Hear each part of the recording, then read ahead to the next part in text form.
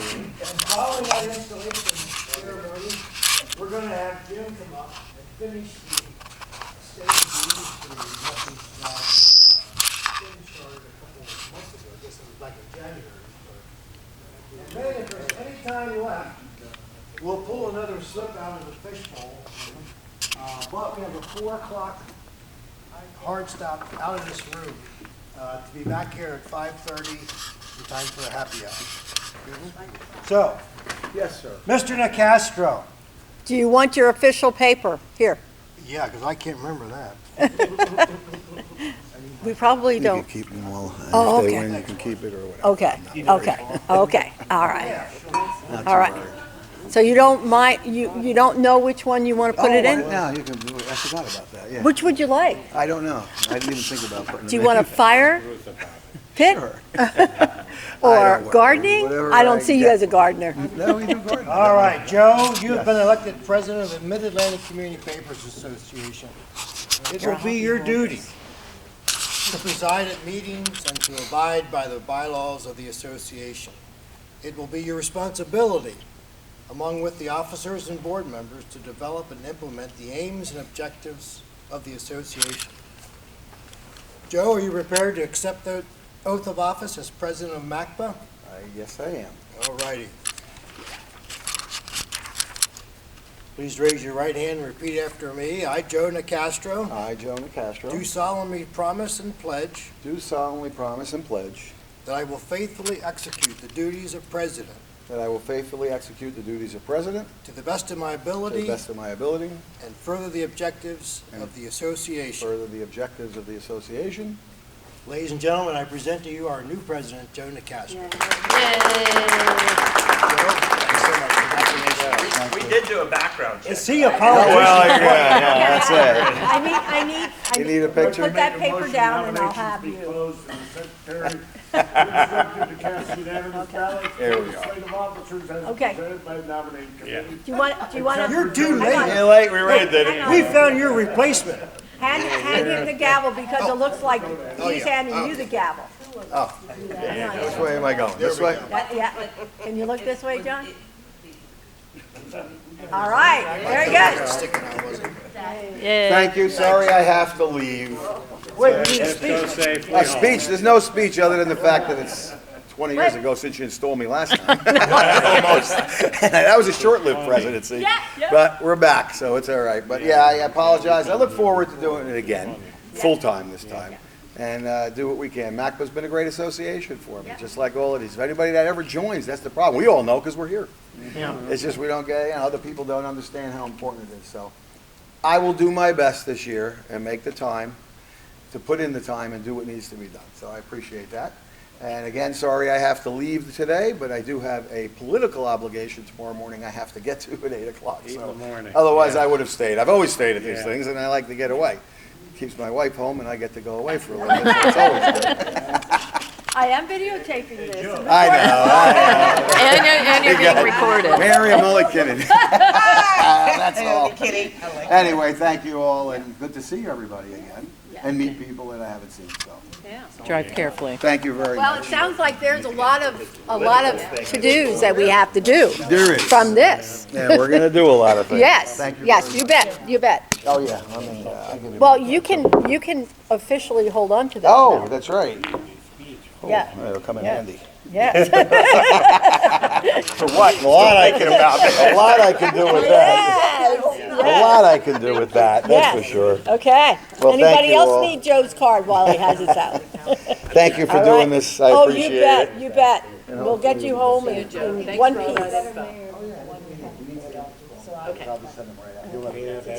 I know how they are. Jersey, this is a Jersey, yeah, this is a Jersey zip code, yeah. I'm recovering. You could, but don't call till after 3 or Oh, yeah. All right. I was. Now Jimmy.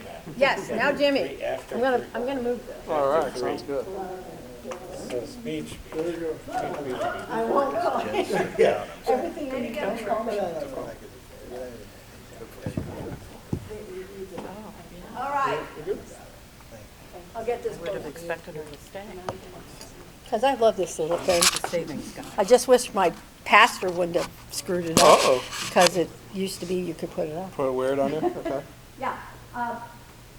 In January, we had a Zoom meeting with publishers from all over the United States, with Tim Bingaman and Kevin Slim, on the state of the industry. And what we wanted to do was have Jim do sort of a follow-up to it and share. I'm sure Tim shared what he talked about and whatnot. Share a little bit more about it with you. So, Great. yeah. Well, thank you. Take it away. You know, as Tim mentioned, if you're on the call, as community publishers, it's not the doom and gloom that you're hearing in some of the trade journals. There's quite a few companies that are profitable out there. There's some distinctions between corporately owned and privately owned, and the corporately owned side, the Gannett's of the world, they're struggling a little bit, but they're moving in different directions. I think the main thing that we want to take away is that, as you've talked here today already, is the evolution of the world. 24 years ago when I started, you know, obviously you had very strong print products, you still do, but what's the core to that? And as we mentioned earlier, the content is king, and that you have great content. It's something that you can't go to CNN for, you can't go to the, you know, local radio station when unless, you know, there's a hot school board issue that goes national or something like that. But you're the pulse of your community, and you're media experts. So the evolution has become that you're a media company now, and you're starting to engage folks not only through your print product, but as you take on the digital initiatives and you're having conversations about how do you monetize your website, or you have e-newsletter programs, how are these different pieces, what used to be a blueberry pie as an analogy, is now a blueberry, a lemon meringue, and cherry and so on, that you're collecting your revenue through. And I think that's the things that you want to continue to have those conversations moving forward, and gaining that knowledge as you're working with companies like January Spring, learning from each other as far as what's working in monetization of websites. And the good news is, and this is the one thing I wanted to touch on earlier too, as we're talking about digital, and I know Allison's talking about having a digital webinar later on too, but when I talk about the content, those conversations when you're talking about the print side versus the digital side, those are very similar in nature. And I use an analogy of a conversation I had just about a week ago. We have a publisher in Texas. He has about 100,000 unique users that goes through his website. And traditionally, it's been a situation to where, well, the web ad is just a simple add-on to the print sale. And he says, well, how do I monetize the website? And we start going through those same nuggets of information that we talked about, that we try and work with you from the CBC perspective. You know, okay, you have the bank ad in the print product, but can you have conversations with them about some incremental revenue that says, you know, what's your online banking program? And reach different customers, or reach those different zip codes that you may not be servicing with your print product. So again, it's gathering that same type of data that we've always done with you, learning those nuggets, and going out in the field and with the same type of sales process, sales mentality, providing solutions to your customers, and gaining that incremental revenue as well too on the sales side. Like I say, beyond that, the industry, like I say, you can feel that it's strong. There's going to be, you know, combating that branding image, as you mentioned in the recruiting segment as well too. You know, if there's a philosophy of people coming into the print industry, you know, do we shift conversations around topics like flexibility in your workday, you know, and mentioning how you're on your own as an entrepreneur, and working around some of those lifestyle things that the younger people are interested in. One conference I was at, there's if you know Gordon Burrell, he tracks a lot of industry data. And, you know, he made a presentation, and this, I believe the publication was in Arkansas, that there's some TikTok influencers who have a greater number of followers in a community more than the local TV station. So it's gaining insight into who those people are, why that happens, and again, it comes down to, again, the content. And you have tremendous content that you can share with your community, and then maybe tapping into some of those newer, younger people with the technology side and bringing that all together, again, to where the pie just used to be blueberry. You have some of those different flavors in there now that creates that same type of revenue stream or even better. So that's kind of my snapshot, kind of as a follow-up to where Tim and Kevin were. Be happy to open for questions or anything beyond that.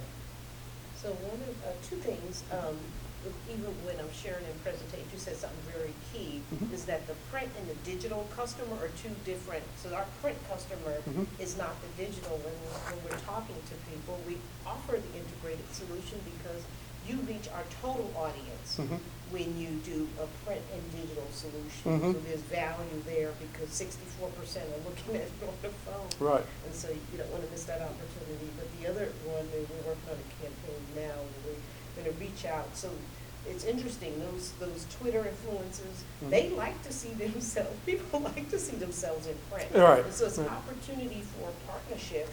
If you're looking at maybe a food influencer and you're doing something on restaurants, Right. you know, they would gladly partner. So they bring their whole following with, you know, on your digital platform with like one, what is it, where's Ron, is he? Ron, talk about that one person where you get 1 million, the person that you're partnered with, and with one post, that influencer brings their whole half a million audience too. He can talk about, he has that kind of relationship, that Just like you're talking about the TikTok, and they have their following and what have you. And a lot of times, content is king, but sometimes it depends more on who's delivering. Right, right.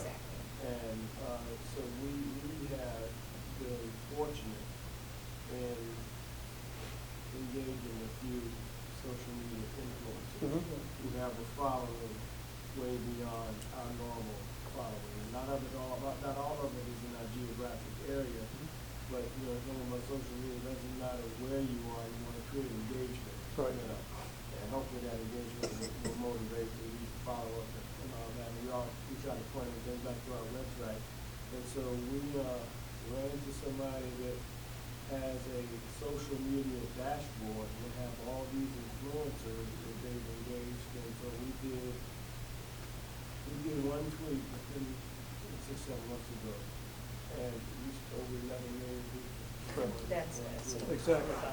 And that's, yeah, and that's one of those things. So it wasn't us, it wasn't organic, but it was, at least that's definitely something going viral. Oh, 11 million hours set by. But Paris and I were just in New York at a Google conference, last week before? Yeah, and Google had all of these content creators that were creating content that was essentially, Google was kind of highlighting them, you know, and they created all these content, and they would content, they were giving 5 million, 10 million, 11 million, everything's digital, impressions a month. And the overarching theme of the conference was the power, and you mentioned this, the power and the necessity in this day and age for collaboration. Correct. Correct.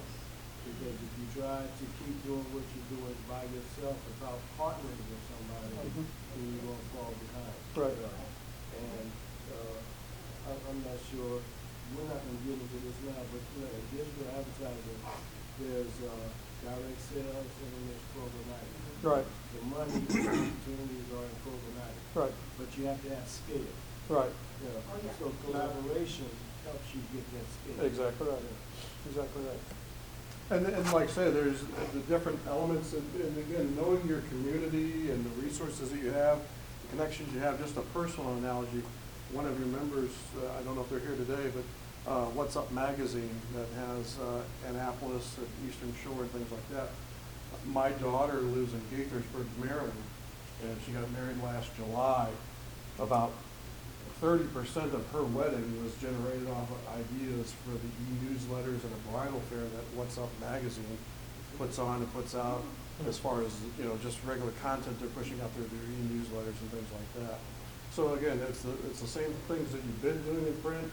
You're putting them on some different platforms, and again, you know, if anything, there's some synergies there that can be cost savings, and there's a lot of software tools out there that are available to help you, again, continue to be profitable and strong, and be, like say, a media company now, and be those media experts for your community. Can I say one more thing that we did prior to our participation in the ad transformation by Google? We would give away our digital value added. We don't do that anymore because there is value in the digital. Absolutely. That's more valuable. Right, that's a whole nother audience that they can't get through, but except for you. And that's a prime point when you're talking about the sales training of your staff and things like that. Again, that analogy from the publisher in Texas, because he kept getting the objection is, well, you know, they're getting it for free. It's like, well, we're going to maybe put a package together now that's going to be a different price structure, and have those conversations why it's no longer free. Because, like I say, if you're reaching a different zip code, or you have some opportunities that you want to pursue a different type of customer than you have in print, there's definitely value there that you're going to bring to them, and it's just a matter of having those conversations. So one of my favorite things that you guys have been doing is allowing us to follow the trending of the dailies and the industry, our piece. But we were always interested in that piece, because that piece, of course, we have to typically share. I think everybody has a daily in their particular market. And as you say, the Gannett's of the world. So as you are really well positioned to tell us what the heck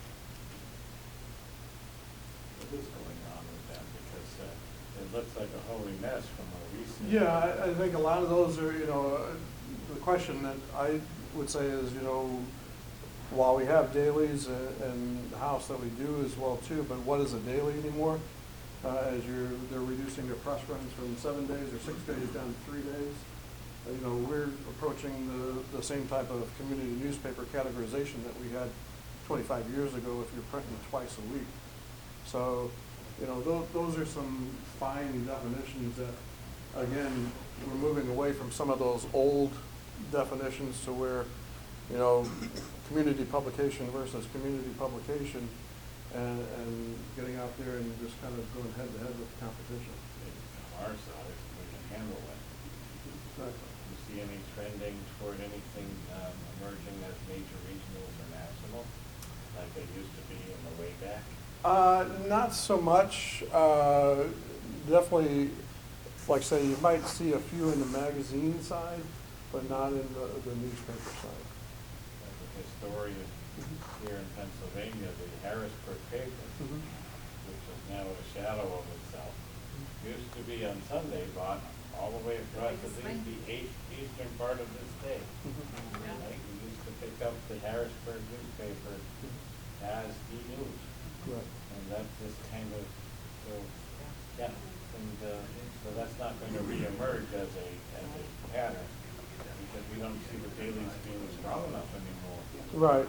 They're all in retreat, it seems. And like I say, that goes into that same type of thing as far as the content that they're covering and where you can access that anymore. And I think, from that perspective, their competition is greater going that direction than the competition of them coming towards you. They're trying to cover that same territory, but you're right here and talking to your folks right here. Jim, during that State of the Industry, the comment was made that print drives people to your website. Where's the data for that? What can I show an advertiser that just says, oh, I just use the internet? I think there's some retention as far as one item that goes into it. You know, we have the retention scoring on the publication readership study. That's one area you can look at. I think as far as specific market, that's one of those things that we can do within the supplemental online studies. But again, you're an established brand already, and where do you go out and what website do you go to know what you're already putting out there? And that's the thing, that you know, if you're effectively cross-driving traffic, and again, people know your brand, they may connect to your print product for the banking ad as far as a traditional open the checkbook, but they may also see your brand as far as, you know, doing online banking ad as well too. So that, again, you're driving that conversation from your core strength and building those same relationships that way. But as far as the actual traffic, that's where we get into some of the nuts and bolts, where we can do the online study and say, okay, here's the people who responded from the print survey, here's the people who responded from the website, and where's the matchup, the demographic matchups, traffic matchups, or any particular, you know, competitive, editorial, et cetera. We can look at those things. Can I, because I'm in that world Sure. as well? Google Analytics, there is the data from that, and there's one piece where Google doesn't know how to track it, so they'll just make it other, okay? And if it happens to be coming from the publication, if on every link that you have in your publication, you use this thing called a UTM. And a UTM, it does, but I would tell you, UTM is actually what Google's first name is, okay? And the UTM, if you use bit.ly.com, bit.ly.com, to create these little short URLs. You can put the UTM in there. I can show anybody, I can show how to do that. You put in there information that says, this came from the ad that was in the merchandiser or the Courier News Weekly or whatever. That's nice. And That's it, nice. yeah, it tells it. And then what happens when a person clicks on that and goes to that, Google then has to give you credit on your Google Analytics. So are you saying that this is clickable, your PDF flip page is clickable? Yes, as long as the PDF is clickable, it's going to collect that data. That's what we need to do. But that's not the question, that's not the point I heard. The point I heard was, I picked up this paper, this wonderful little paper that I picked up for free, and it says, you should be driving a Cadillac. And I think like, yeah, I should be driving a Cadillac. So I put that paper down, and I call up Cadillac.com. Where is the data that proves I just did that? Yeah. That's, Well, I think asking the yeah. question in your survey that, because we're going to do the survey, and Tim said you absolutely want to put in that the question, what is it? How did you hear about us? You know, how often do you go from Print to web. the print ad to, and then you actually ask that question? I'll use your. so two pieces. The one piece takes care of the actual, a person was on that ad, clicks on that URL to go to the website. Right. Yeah. Could you also not use the UTM in the URL that you posted in your ad in the paper? And I type it in? Yeah. Would that do the same thing? Except that what John, I think, is saying is that people don't necessarily do that. I guess you do a QR code. You could do a QR code, yeah. QR code. That's what we, yeah. Well, that's what I'm the saying. beauty of the QR code is Bitly creates a QR code for you, free. So these have ads in here about QR codes. That's one way that you can track it. It, You know, John, it's sort of like the old, I'm going to old school now. where somebody says, oh, we don't get any response from you as the merchandising, but they run in the daily news, and somebody says, I saw the ad. Yeah. You know, It also, credit. yeah, right, they don't, Yeah, or they saw the ad in the merchandiser, and then they heard it on the radio, and then they saw a billboard, and they're gonna say the last thing they, you know, it's the age-old question we've been asking for Yep. years. The way it's phrased is, how do you respond to ads in the Franklin Shopper? Oh, okay. And then it's call the business, go to the business website, you know, go in person, that kind of thing.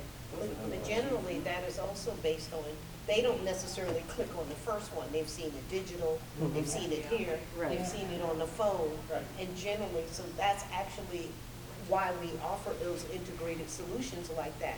It's not when they first saw this, they Right. see it here, they see it on the flip page, now they're gonna see it here, then they go to the website, then they've seen it 4 times, oh, let me just see what this is about. Right. And so It may it's not not be that the one first one, it may time. be the last one. Right, it may be the Yeah. last Right. one I've seen it. They Yeah. say what you have to see it like 5 times, I don't know, you Right. probably are familiar. Right. 5 times. So now I've seen it, now here it is again in the paper. Okay, let me just check this out. So now we're finding a lot of our ads, our customers, we have literally 2, 3 ads in this one paper, this 12 pages, and they're scanned. They're this thing.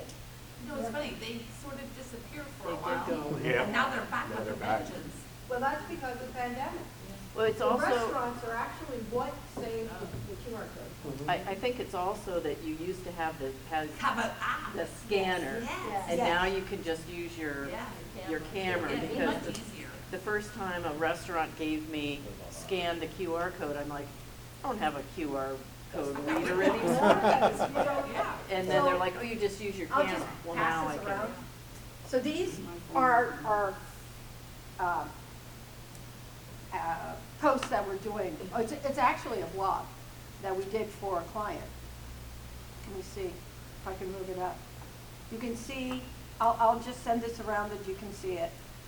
We actually branded, we bought our, for a couple of bucks a month, we actually have it branded to ICForYou.com, and then it has the piece in there that goes into every ad, but here's a QR code. I can change the QR code. I can actually put their logo in the middle of it. I can change the color. I can do all that really funky stuff to it. And you can get that with the free delivery. But then this has the UTM. So you're going to see in this whole line, it tells you, it will tell you, it's really a weird name for it. It will actually tell you what the source is, where it came, when it was, and when they look at their Google Analytics and see that 8 of those clicks came through from that. Yeah. So it doesn't show up on your Google Analytics, it shows up on the advertisers' True. Google True. Analytics. True. Right, For they that, can, yes. they can see, Yeah. But it's telling them where it's coming from. exactly, Yeah. that's what they. so we Alice, do I'm old and I'm hard of campaign. hearing. I'll write it all down. What are the letters? UTF, UTM. UTM. See, I have If you them all look, twice. UTM, you will find out UTM was I don't know what the acronym, the name was, but that's the acronym for Google, what it was, before it was Google. The crap I know. It's like There is- unified tag or something. The crap I Should we know. ask Siri? Ask me about what Siri knows. Any other questions I can answer, or we want to move back to fishbowl?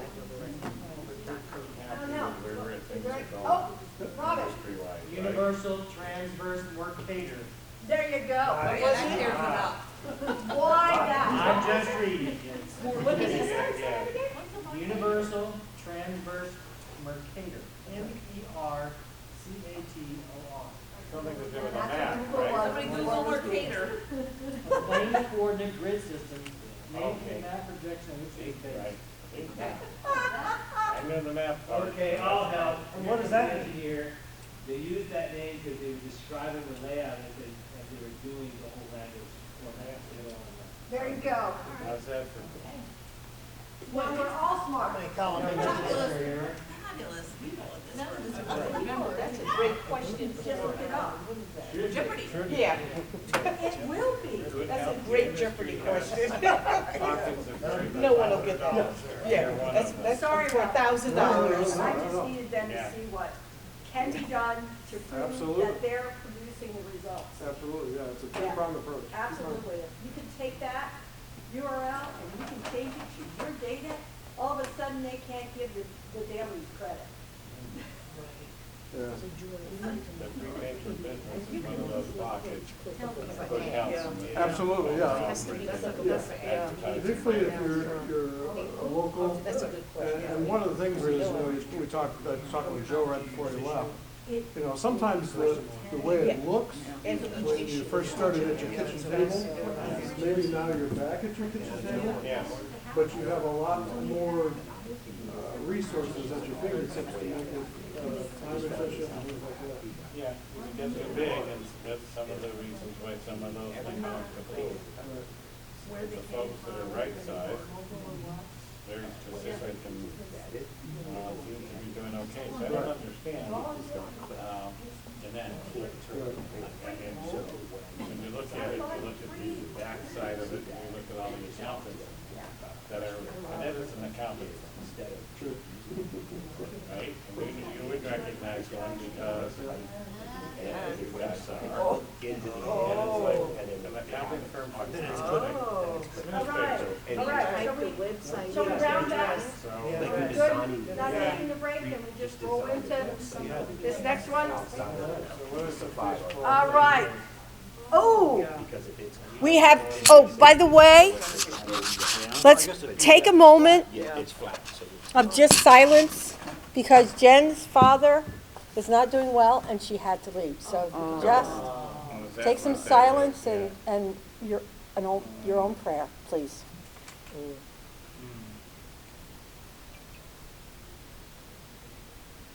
Amen.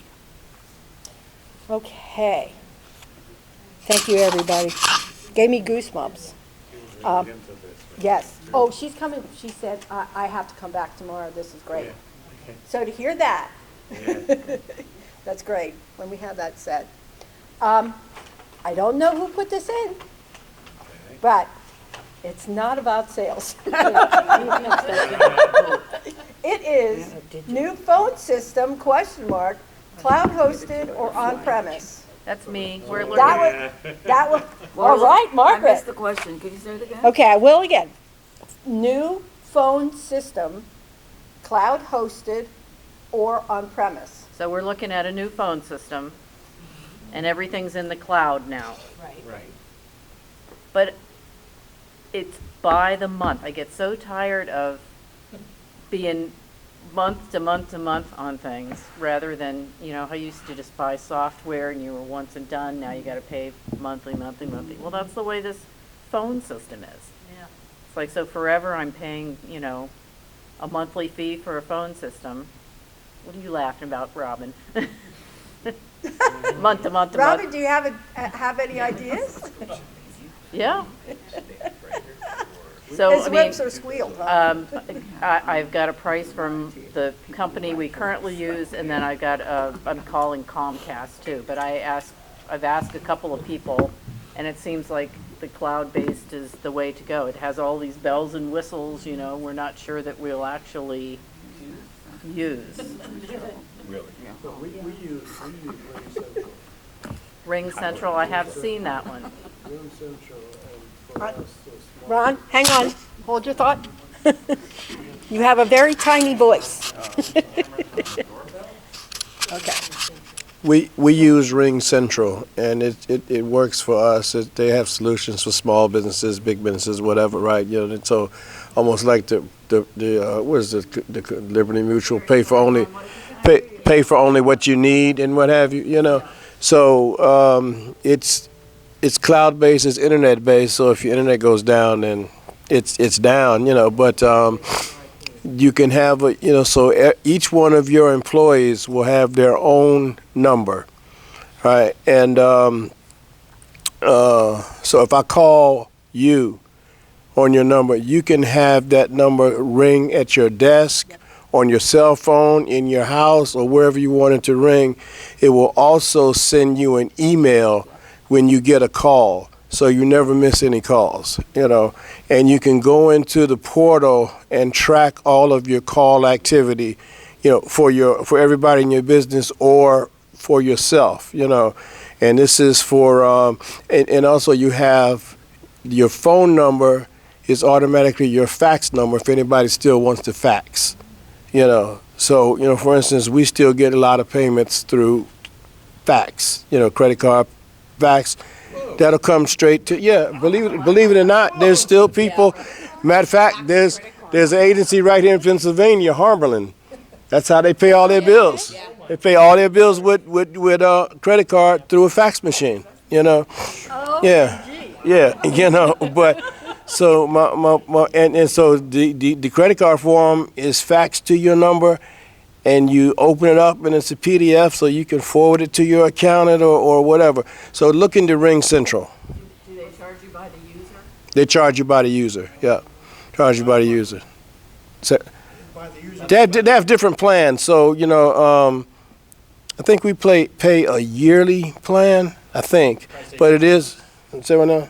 Probably saves you 2 months. Yeah, they give you different options, but the thing I like about it is, say if we got 10 employees, we have 10 users, and we hire one, it's very easy to get that 11th. So everybody has their own number, and you know, there's no excuse for ever missing a call. Is there a desk phone? Yeah, it'll ring. You can have it ring to a desk phone or ring wherever you want. So in my office, I have my phone, and it will ring right there. And even though I'm working remotely, I don't hear it, but I get, you know, I don't have it routed to my cell phone, but I have it routed to my email. I get an email that I have a call, and then I click on the little icon, and I can listen to it on my computer, on my phone, or whatever. So is there one number for your business, or do people have? No, everybody has their own number. So there's no general number, if I'm calling the Washington Informer. We have a general number. The general number is 202-561-4100. All right. Yeah. So then, you know, it'll prompt you if you're looking for whatever, you know, but then I have my number, which is 202-888-6835. Denise's number is 202-888-6834. Somebody is 6833. So they assign everybody their own individual number. And you can turn them on and off as you need. As people leave, you know, you can, you know, yeah. So It sounds very user-friendly. it's very user friendly. And I'd say if I had to say a downside, the only downside is it is internet based, and if for any reason your internet goes down, then you don't have phones until your internet comes back up. That's what You they know. hosted in the cloud. Yeah. So. Right. Over IP. Yeah. So I mean, it'll ring on a landline unit, but it's not a landline solution. If that makes sense. Yeah, if you wanted to, you don't have to, but if you wanted to. Okay, Robin, come I'm over on the here. Ring Central site right now, 0 to 20, 1 to 20 users, 20 users per month, $20 per month per user. It's at an annual rate, so you pay it up front. $400. No, $20 per. $240. Up to 20. Oh, 20. $20 per user per month, up to 20 users $240 a year. per user. Per user. But Ron, I'll bet if your internet is down, Sorry. if your internet is down, Ring Central is still up. Yeah, and it would still ring to your cell phone, so you're not out. Yeah, good point, because actually you can. I'm guessing, I'm not. If you do go into, because at any time, I can go into the portal. You just put in your phone number and everybody has a password. And then you go into that portal and you can see all of your call activity. For instance, Ruth calls me, you know, and I didn't capture her number. Right, You know, but I it's heard the voicemail, but I Sure. didn't capture her number. I can go into the portal and see where that call originated and get her number, or even listen to it again if I need to. You know. And on ours, which is not in Central, it's through our computer, this is say people who have our internet, you can also, even if you were in my contact list, it would tell me it was you. But if they're not in the contact list, then it doesn't.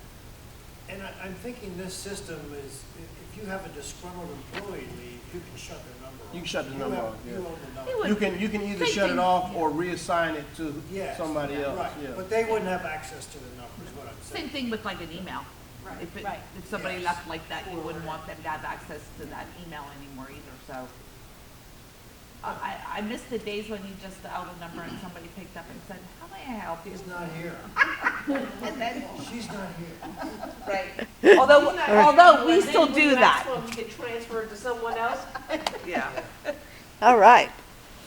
Was that pretty good? Yep. That was pretty good. Another good one. Has anybody tried Skype or anything like that? Because that's very inexpensive here. I haven't heard of Skype in a long time. Skype is still around. I use it all the time, every day. Yeah. That's your primary But- phone you use? It'll ring to my cell phone, it'll ring to my office. Yeah. Does it work in an office with other Skype. It's Skype. I used to do meetings with Skype. Yep. Skype don't I don't know work. how it would work for 20 people, I don't know, I haven't tried it, but it's pretty cheap. And it Well, works Robin, check. I will. Okay. So I have one here. Digital sales. Yeah, we've already. Okay. Okay. All right. So let's see what else we got. Oh, same thing. This is Ron Burke, looking for digital sales and ad app people. Okay, we are exhausting that one. Okay. Okay. All right, so I don't know who this is. Share your best cost-cutting measure you have enacted this past year or years. Who might that be? Could be Joe, or it could be Jen. Who is it? Me. That's John! John! The Who's the treasurer. tightest spot in the room? Come on now. Oh, that's true! That is true. So tell us why you wrote that. Well, I'd like to cut, well, it's the same reason we're all interested. We want to cut costs. That's right. Yes. Our costs are increasing, paper's up, labor's up, hospital, medical benefits are, postage is up, thank you very much. Gas. Sales are not. Yes. So something's got to give. What have you done to save money at your shop? Close your office. Close your office. That's what we did. Saved about $2,000-3,000 a month in rent, utilities, Yeah, but they've got a and press. garbage collection, just everything. But they have a press. They print. So everybody's home. So we do too. And everybody works from home. Where do Even you- a graphic designer, who's my son. Yep. Yep. Well, there's one. So I'll tell you one thing, and I'm gonna be embarrassed to say this, but I did a little research this year. We use Campaigner for our email. Campaigner? I looked at what we were paying for the year and what we actually sold email-wise for the year, and I went, so we lowered the cost of our email and now actually are covering the costs of what Campaigner costs. You talking about the email newsletters? Email. E-blasts. E-blast, anything. I mean, we use it for our own use. We've used it to correct some, maybe there was a mistake in a print edition, we've used it for that, but we weren't selling it, and it was costing us a fortune each month. So now, hopefully, we just implemented it beginning of the year, but so far now, our salespeople have a better opportunity to sell it because it's a little less expensive. We're selling more, which, oh my, it's March 1st, and 2 weeks ago, we had more sales than we did all of last year. Nice. Wow. So. And what's it called? Campaigner? Well, it's Campaigner, but it's probably the same, Constant Contact, Okay. MailChimp, whatever you use, make sure that you're covering the cost of it. I mean, I looked at it and I went, oh God, it was horrible. The Wow. money we were losing every year because we weren't using the program to its full extent. Right. We use constant contact. Yep. Yeah, but it's funny how all those monthly subscription stuff, just like you said with the phone, they all add up. And you gotta make sure you're you're covering your costs, and, yeah. On Constant Contact, are you paying attention to your heat map that is on each of the emails? No, because someone else in our team does that. Yeah, because I work with Colette Jacobs with Adam Street Publishing, and actually helped her, showed her how, when people were scrolling through this mega long email, where they stopped. Where they stopped. And what I said was, you need to do your favor, and everyone below that needs to go in a second email. So that you give them, yes, so that you give them the same due diligence. So double it up, because they're paying. You know, those advertisers down here are paying the same. Yeah, but if they are above the fold, we talk about above the fold. Well, above the fold has its same thing in email. Mhm. So how much are you selling your ads for now? So when we first started selling them, they were $250 For you black. per location. So, of course, at that time, we had 3 locations. We dropped them to 50. And what are, like, we do a weekly email newsletter, and we have two spots available on it. Yeah, so we don't do that. I use it for, I've done business-to-business emails with our specialty products and website design and stuff. I used it for letting people know our Go Local magazine was out on the street, things like that. We used it a lot for Internal stuff. for making good on an ad that there had a mistake in, but we never really sold them to customers. Mhm. So are you selling like a e-blast of an ad? Yes. Yes. Okay. They Yes. can create a new ad if they want, or send us something Yeah. different, but yeah. And Angela, one of our salespeople, has a car dealer. Yep. He's done like 5 of Bennett, them. Toyota. And it's a car dealer that, let's face it, none of us are getting those new car dealers like we used to. And it was a way to get them back into using us, and they seem to like it. Yeah, it's- That's How great. many do you That's send great. out? Oh, it can vary. So anywhere from 6,500 to Lebanon has probably about 7,500. Oh, we're more than that. Are you So no, we're using, about 15,000 total. are you using your own in-house list? Correct. How'd you generate It took a while. So anytime our summer sweepstakes, which is a huge promotion, Yeah. we ask for email addresses. Okay. You know, anytime we're out and Classified about, ads online, all like, our they're gonna get ordered in. customers are automatically put in. So, you know, it's not like it used to be where, oh my God, I remember when I first got my email address, I didn't want anybody to have it. I didn't want all the junk. And People aren't listening. Well, you can have, the opt-out is so easy now anymore. so ours around Christmas was at 9,600, because I got an audit, Google Analytics report on 2 of them that I sent out in December. They were around 9,600 to 9,700. I think beginning of the year, it went down maybe 300 or 400. People can unsubscribe if they want, but then I know the last, it was coming back up. I just saw that the other day. Went back down again. Okay, so it does The fluctuate. problem with but- it is finding a happy medium, because like, Yeah. we did lose quite a bit, unsubscribes in February. Yeah. It has to But- be an ad per. If you blast out a bunch Yeah. of them within a short period of time, you'll Then start people are seeing gonna get people sick of seeing it. unsubscribing from it. So maybe But- limit it with that. Yeah, so I think you have to find the right balance, I don't know. which we're not quite there yet, but this was only the end of the second month of doing this. Yeah. So one thing I learned from Alex is she's still a constant contact. Oh, yeah, yeah. I used to be an ALE. You gotta Oh, constantly scrub your list. Yes, Yeah, yeah. because you don't want a lot of hard bounces and, yeah. But I tell you what, Or Alice undeliverable. knows, I do a lot of them, and it's very lucrative. We do sign up A for good finally get the industry newsletter and that kind of for them are the theater, event venue industries. Yeah. When they book a production, what's the one thing they need? Event, let's say. Yes. So you can send out an e-blast get for a immediate show that's results. coming, and it'll take them straight to their ticket page and, you know, so forth and so on. And so Yep. I do a lot of them. I have a couple of theaters that every time a show comes on, as soon as the tickets go on sale, we'll send out an e-blast. And I charge $250 for one or three for 500. Most people will take the three. Yeah. I Yeah. actually did, it was funny because you mentioned Will Thomas. He puts out a digital newsletter, and I was doing a business to business using his content, which is what it was meant for.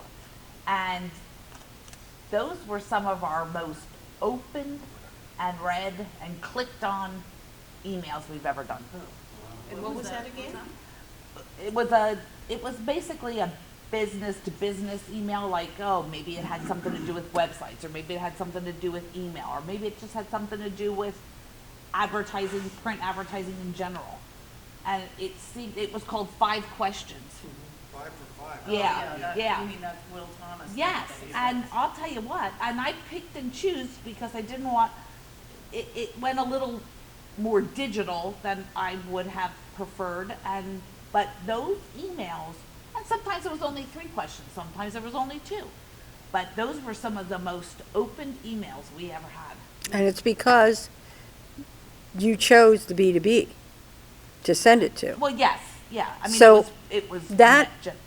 That's one of the things with Constant Contact, and what I love about them is that when, in the case of sending out and putting people in your lists, to make sure that you place them in the right category or segment, as they call it, and then choosing only that, because then in the case of Constant Contact, they love you because they're seeing the click-through rate being higher than the industry, and the client loves you because of the fact of what you're getting. So sometimes it's not about having this huge list, but having the list that's right. It's quality, not Right. quantity. Yeah. I see a robin head. One thing to know about email tracking these days, open rate is pretty useless. It's a click-through. It's a, You want click-throughs. Open Yeah. rate doesn't mean anything because many folks have disabled open rate tracking, mailbox providers. Or if I scroll through my emails on my phone, it shows it open for everyone that scrolled by, whether I opened it or not.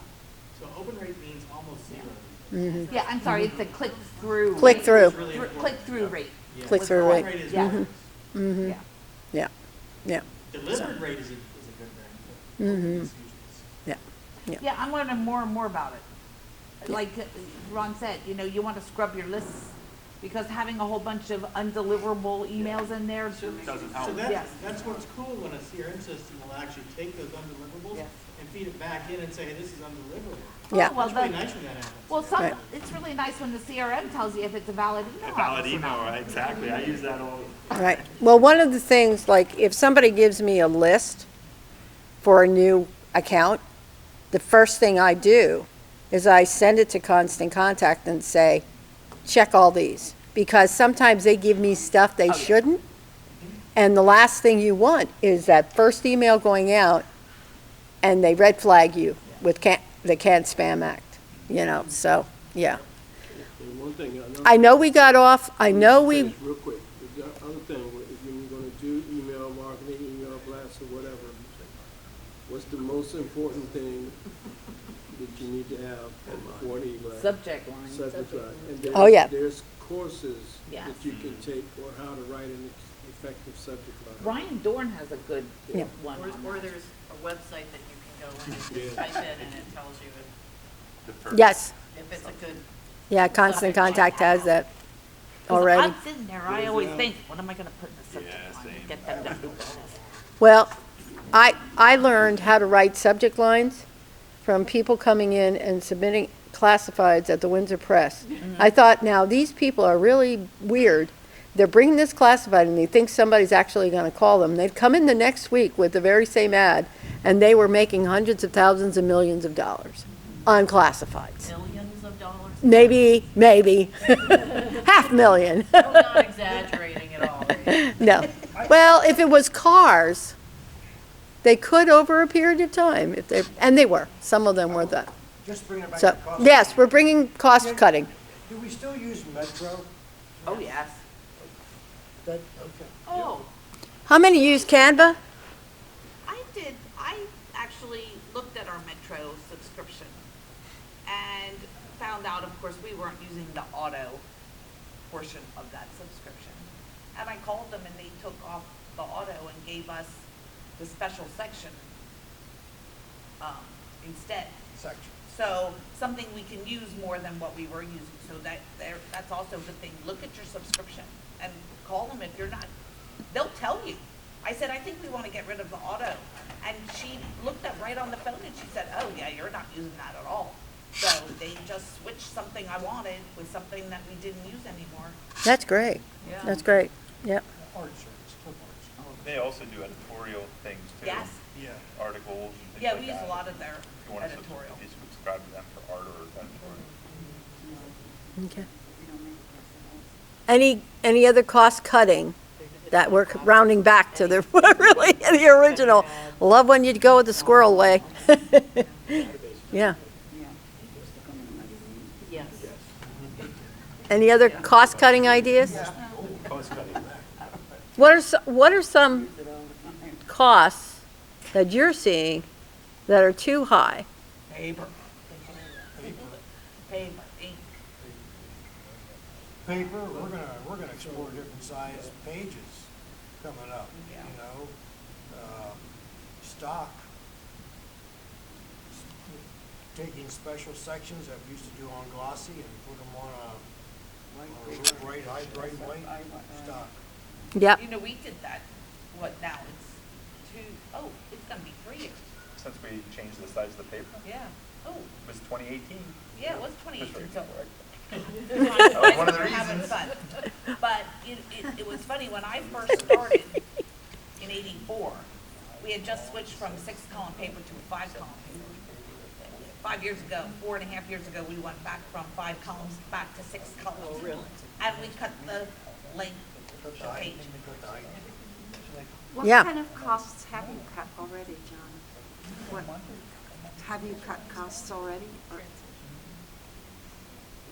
Yeah, I'm trying to think what some of the recent ones were. Joy mentioned people, you know, we have people leaving and we're not replacing them. I think that's probably one of the biggest ones. You're just doing with less people. I mean, the pandemic really thinned it out. I think a lot of our composition department's down to skeleton crew. But it's nice because the people that are there want to be there. They want to work. They enjoy what they're doing and they do a bang-up job. I mean, you know, they come out with nice spec ads, they do nice work, they do nice layouts. Where we had some people that were there before that were just there for something to do 8 to 4 type of So thing. John, you can look too, I think I did it in fall. I actually went around to find, because we have several people in our graphics department who are retiring between April and the end of the year. And it did a little research on, one of them was Fiber? Metro. Oh. I didn't look into fiber, but that's one of them. And what's it called, the InDesign Pro 2 and Time Shamrock. Yes. I contacted all 3 of those to see if they could pick up some of the slack if we needed it. If, in case these people, at one time it was like, if you could replace them. Now it's to the point where, do we even want to think about replacing? Yeah, Joe Nicastro just changed to using InDesign Pro. Yeah, I talked to them. They seem to be very, We used them a little bit during the pandemic. When we were, I don't know, forget why, but it was, they did okay work, but I thought the communication was a little difficult. well, I will tell you, I was more impressed with Metro. What? Were they offshore? Oh, they're Communication? they're in Ukraine. So if you talk to Time Shamrock, they're all onshore. They're in Scranton. Yeah. I think. Yeah. They're live. Yep. And Metro was very reasonable. Metro Time was. Shamrock. Yeah, Oh, Metro. yes, Metro was, and there was no contract, you didn't have to have a monthly minimum, you know. I will say, I do have some experience, not directly, but through indirectly with the Time Shamrock. Now, this is going back a few years. When I was in Schuylkill County selling, they had come in and bought up a lot of the little papers in that area and took over the design out of the Scranton office and their publications. And immediately, the big negative was that the news that they were, now this is strictly to their newspapers that they were doing. It was dated. They couldn't get proofs because till that they were getting ads proofed and changes made. The paper was published. There was a lot of problem there. Now that was back probably 5 years ago, so I don't know where they are now, but I know that they are selling their graphics design department for that kind of thing, and I know a lot of people use them. So. Yeah. But. Well, another cost thing we do had been doing bulk drops to retirement homes. Our area is polluted with retirement homes because apparently our Everybody community wants is to one of live the top 10 places to retire to. So there's a lot of people living in communities, and we cut them out. We cut them out. We told them if you want the papers, well, come and get them. We'll bundle them and have them ready for you Wednesday at 9 o'clock, and it won't cost you anything. But by me not delivering them, it's going to save $100 a week. No big deal. That's not a lot. But $100 a week can add up. Yeah. $5,000 a year, you know. So. The other is, has anybody looked into internships from high schools, paid internships from high schools? As for graphic designing, for any content, like for me, we do email marketing, social media marketing, website, all that. Those are content creators for me. And I go to the high school, and what I ask is, high school, well, I will say this, with you going digital, you should consider, because I have right now, We're not going digital. well, let me say you're, Digital, yeah, Well, that is a great idea if this takes off the way I'm hoping that it takes off. right. And like I have with me, from an internship, she's with me going on 8 years. She stayed with me, I have two actually, that stayed with me all the way through college. She graduated from Kutztown University, 5 years with a magna cum laude. She takes care of all my website stuff. And she's like a dream. And Carl is at Penn State right now. He just called me because he takes care of my Google Ads. I don't, he does it all. I don't even touch it. So consider them and how when I'm reaching out and hiring somebody for that position, the ironic thing that I ask for is, do they love to read fiction? A person who loves to read fiction is a storyteller. And that's what it takes for posts and stuff like that. If you're doing it. Yeah.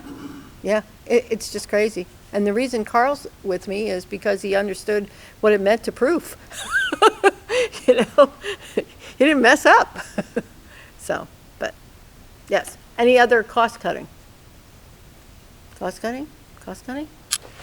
Okay. I think we're on the last. Where are we on time? 20. Okay. All right. Okay. Technology, building tech stack. The Baltimore Times Paris. Go for it. Have we? I think we may have talked about that. I don't know. Staff, did you say staff? Tech staff. No, tech stack. So. So explain that. I may have, So, based on where we are in our size, using the technology, in one case, we're signing up with something for social news desk ads and social news desk, and that's literally taking the place of a person. Like, how do we use technology, again, to cut costs? Because we had someone, and they were interning, so we were funded for Emma Bowen. But now we have technology that literally replaces that, right? Because, again, so what we found out, this is really interesting, when you get into that whole digital space, so young people now even specialize on the platform. So someone that does Facebook, they don't do Instagram. And the Instagram person doesn't do Twitter. So when you're even hiring young people, they specialize it. I had no idea. So she did Facebook, but she's really an Instagram person. And so they're specializing in that. So I say all that to say, so she was our director of social media. So now with Social News Desk, you have these integrated platforms, I guess it's like Hootsuite, where you can schedule. But what's really great about Social News Desk and Social News Desk ads is that they go through your website, and the articles that get the most engagement, they turn them into ads. And so they're and then they create ads for you. And we had someone That's doing great. this with us, doing it with a whole lot of personality, but now we don't have that. So did I say that right? Okay. Was that a nice way of saying it? No. Yeah, I know exactly what you mean. So we have less all of that, and I don't want to work, and I'm really bored. Them, they just they do it, and they're like, well, I'm ready to go home, like all of that. And now you have a team that is, the ask the right questions. What's your strategy? They want to make sure that it strengthens the brand, but there are a whole lot of things that come along with it. So we're looking at a lot of different technology that helps with the economy. Yeah. And bring less of a strain on our team. So. Yeah, I get that some people are into one platform over another, but that's how they do it now. And then, mind you, they only want to work like part-time. And so their feeling is, I've done everything I could in 2 hours. Like, I had nothing else to do. Right. And all of this attitude They want an that 8-hour comes with paycheck it. for it. Right. Oh, attitude. Oh, excuse me, did I say that? Yeah, it was funded, and she was like, I don't want to work for a fortune. then I'd be finding something else for her. and yeah, but that's how they do. I had no idea that they specialize in these platforms. Yeah. We had a speaker a number of years ago in one of the MACPA conferences that discussed, I think it was a MACPA conference. She was strictly a social media person. Yeah. Do you remember Wasn't her? it? She was young. but My daughter. Margaret's daughter. Yeah. I can't remember. I don't remember her being your daughter, but maybe I didn't know that back then either. But Yeah. I remember, and she was saying about how as they get bigger, you're going to have just a Facebook person and just an That's Instagram exactly- person. well, and just I will tell you that we yeah, this now was have. back. That was maybe 5 or 6 years ago. I don't know. And part of the reason for that is I didn't know that. Facebook has a certain following, and you're not going to find the younger generation on Facebook, hello, poo-poo, TikTok. Instagram, they're not even doing that anymore. Right. They're moving to TikTok. Yep. So we had, with the changes that that are upcoming in our graphics department with people retiring, we now have a digital coordinator who is helping us with the January Springs digital. We just put a new website up. She's in charge of that. Is she doing your social media these days? She Because is. I've noticed a lot Yes. more. Yeah, so she's gonna be, and luckily, she's one of those people who's pretty good on most of the platforms because so Yep. she uses most of those, including some I don't even know about. But so we have somebody now who specializes in that, and she's a long-term employee, so it worked out very well. But she's definitely up on that kind of stuff, whereas I'm not. I was going to ask how you found her, but it's someone you already She's know. been with us over 30 years. Yeah, And that's good, so she understands the brand, so Correct. you're not having to Yes. Yeah. do that oversight, to learn right? the Because, Correct. the young, this is what they're doing now, this doesn't fit within the brand. We want you to do this. Right. What Kind was of she, thing. what was So- she doing before? She was in graphic design. She started in graphics. She was our Mac specialist for a long time because all our Macs are in our graphics department. And then our IT guy left, and she took over that. Well, it was a lot. Yeah. So we actually outsourced our IT, and now this position will be digital, more like a digital in-house person, so. That's good. Thank God, because with this January, spring and digital platforms, I'm like, I don't get this. She says, well, I'm thinking it's this. And then she can explain it to me in English. English. So I Yeah. can understand it better. Yep, yep, Yeah. totally. Yes, Well, we're on the topic, and I'm going back probably 25 years to ACP, IFPA, MACPA conferences, when the conversation was always about, do you hire a digital advertising specialist, or do you allow your digital advertising to be handled by your newspaper salespeople? and we're still asking that question. I think We're using our advertising, our print media advertising salespeople to sell digital now. We're gonna see how that works. Yeah.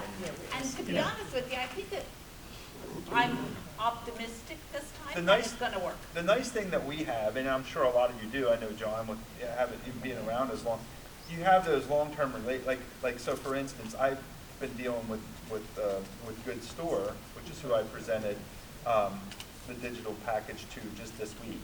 And I mean, I have a weekly stop with him. I meet with him for probably 30 to 40 minutes every week, and we chat about what we're doing in his advertising, what we're doing, everything coming up.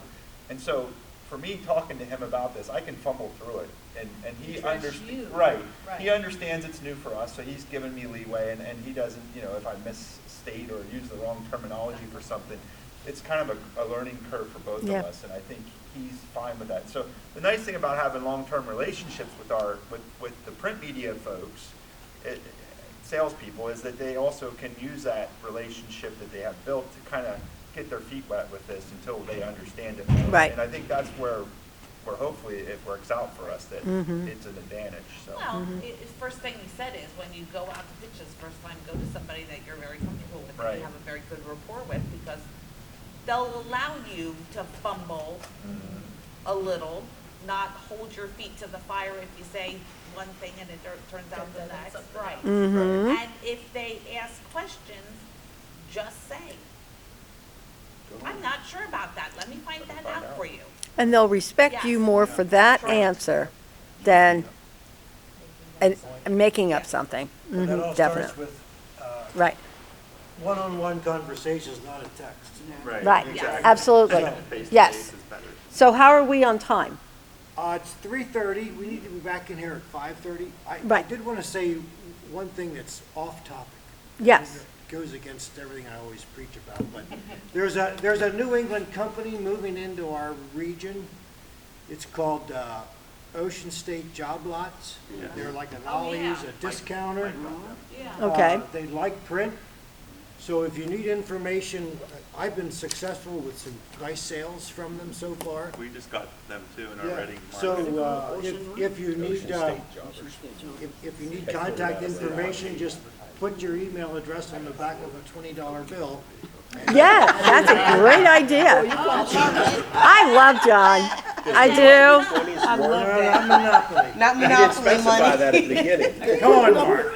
All right. Try that. I like that. Also a heads up for those, what they're called Save Now, they were the Smart Shopper or the Red Plum, the rack that has all the things in it. They're going to a solo piece. Yes. We've just gotten small quantities, but we've gotten a few customers back. Nice. Very small quantities, so please be aware. And I know some of the bigger grocery store people are seeking out information, so they're We starting. just got Giant. Yep, Giant. I know Redner's is Some of our looking papers. because, Very small They quantities. don't want to do that with them. well, they're, instead of charging them, it has to do with the mail cost. I guess Yeah. they're solo mailing them instead of group mailing them with the packet. Yeah. And Yep. so a lot of them, all of a sudden, within a couple Yeah. weeks, we've been getting all this feedback from them, like wanting rates for Yep. distribution and everything Great, else. great, great. That's good to know. An agency So be told me proactive on that. And the agency told me this week that I don't know if it was Red Plum, but someone like Red Plum, they just dropped 1,500 zip codes Yeah. across it. So that may be the ripple effect. And that's why, Well, and if like you- Redner said that now in those areas, they got to solo mail their flyers that they Yeah. were inserting with them, so the Wow. cost is through the roof, Well, and so. if you remember, this piece was put together by Molasses. Yes, correct. So, yeah, they're still, it's still Molasses, but then they moved all their insertions over to Agenti. So, but yeah, it's, and we had, I mean, hundreds of thousands of, I remember having Verizon 65 times one year. Wow, Yeah. yep, So Cool. hopefully it's a little hope for all of us. Yes. To get some of these inserts back. yep. Great. This is all good. This is all good. So this whole roundtable concept, I love it and feel like, you know, I know Nancy, who had been at Savings Guide, one of the things she said about the last conference was that the 3-minute idea exchange was the best thing that we had that day. And I thought to myself, when we were thinking, do we want to get a speaker or whatever, I went back to that. And I thought, why don't we use a similar concept for the round table for this? And then it was like, oh, how do I handle the round table? And the fishbowl was staring at me. Okay. We want to win something. You won. Names back You, in. well, you all won with ideas. Do you want my, I don't have